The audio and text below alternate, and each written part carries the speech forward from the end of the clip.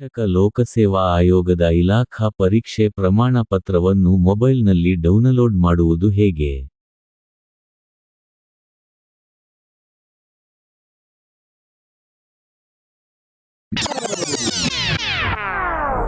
PSC ಎಂದು type ಮಾಡಿ ಬಲಗಡೆ ಇರುವಂತಹ ಇಲಾಖಾ ಪರೀಕ್ಷಾ ಪ್ರಮಾಣ ಪತ್ರ ಕ್ಲಿಕ್ ಮಾಡಿ.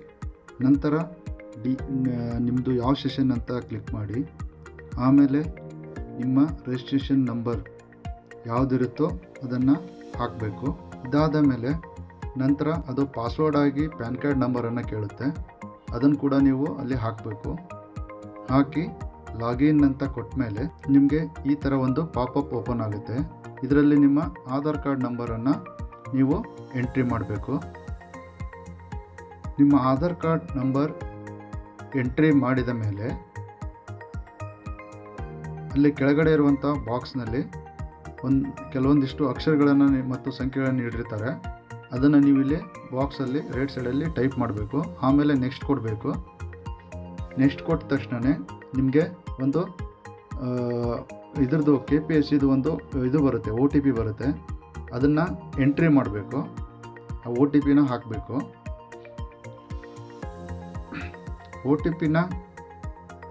OTPನ ಹಾಕಿದ ನಂತರ ಕಂಟಿನ್ಯೂ ಕೊಡಬೇಕು. ಕಂಟಿನ್ಯೂ ಕೊಟ್ಟಾದಮೇಲೆ ಇದು ಡೈರೆಕ್ಟ್ ನಿಮ್ಮ ಡಿಜಿ ಲಾಕರ್ಗೆ ಪಿನ್ನನ್ನು ಕೇಳುತ್ತೆ. ಗೆಳೆಯರೆ, ನಿಮ್ಮದು ಡಿಜಿ ಲಾಕರ್ ಅಂದರೆ ಇದು ಸರ್ಕಾರಿ ವತಿಯಿಂದ ಒಂದು ನಿಮ್ಮದು ಸೇಫ್ ಲಾಕರ್. ಈಗ ನಿಮ್ಮ ಡಾಕ್ಯುಮೆಂಟ್ನೆಲ್ಲ ಇಡುವಂಥ ಒಂದು ಸೇಫ್ ಲಾಕರ್ ಅಂತ ಹೇಳ್ಬೋದು. ಇಲ್ಲಿ ನೀವು ಡೈರೆಕ್ಟಾಗಿ ಆನ್ಲೈನಲ್ಲಿ ಈ ಲಾಕರಿಂದ ನೀವು ಆನ್ಲೈನ್ ಡಾಕ್ಯುಮೆಂಟ್ನ ತಗೋಬೋದು. ನಿಮಗೆ ಇಲ್ಲಿ ಪಿನ್ನು ನೆನಪಿರದೇ ಇದ್ದರೆ ಫಾರ್ಗೆಟ್ ಅಂತ ಕೆಳಗಡೆ ಒಂದು ಫಾರ್ಗೆಟ್ ಸೆಕ್ಯೂರಿಟಿ ಪಿನ್ ಅಂತ ಇದೆ, ಅದ್ರ ಮೇಲೆ ಕ್ಲಿಕ್ ಮಾಡಬೇಕು. ನಂತರ ಅಲ್ಲಿ ಅದು ನಿಮ್ಮ ಡೇಟ್ ಆಫ್ ಬರ್ತ್ ಕೇಳುತ್ತೆ. ನಿಮ್ಮ ಡೇಟ್ ಆಫ್ ಬರ್ತ್ನ ಡೇ, ಮಂತು ಮತ್ತು ಇಯರ್ ಈ ಥರ ಎಂಟ್ರಿ ಮಾಡಿ.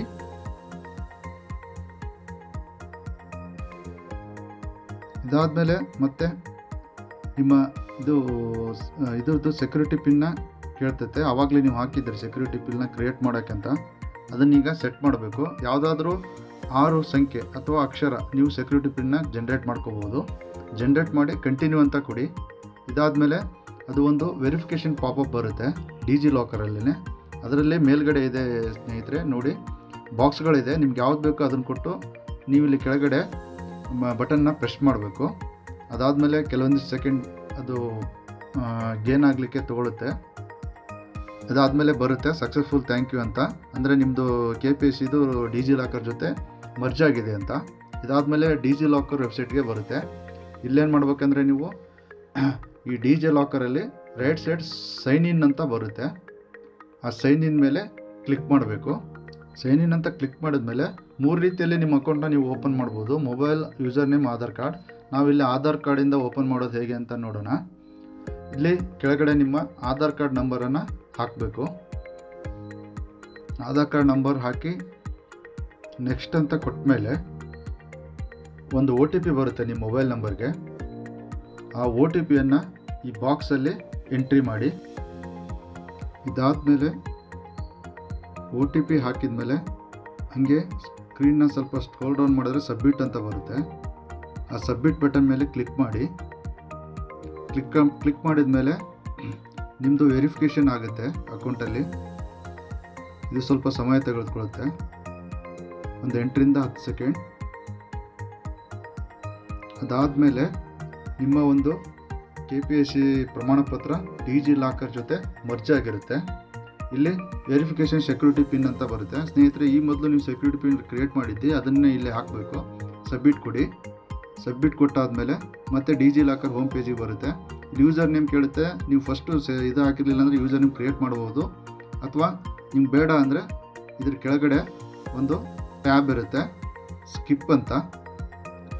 ಆ ಸ್ಕಿಪ್ ಅನ್ನೋ ಬಟನ್ ಮೇಲೆ ನೀವು ಕ್ಲಿಕ್ ಮಾಡ್ಬೋದು. ಇದಾದಮೇಲೆ ಈ ಥರ ಹೋಮ್ ಪೇಜ್ ಬರುತ್ತೆ.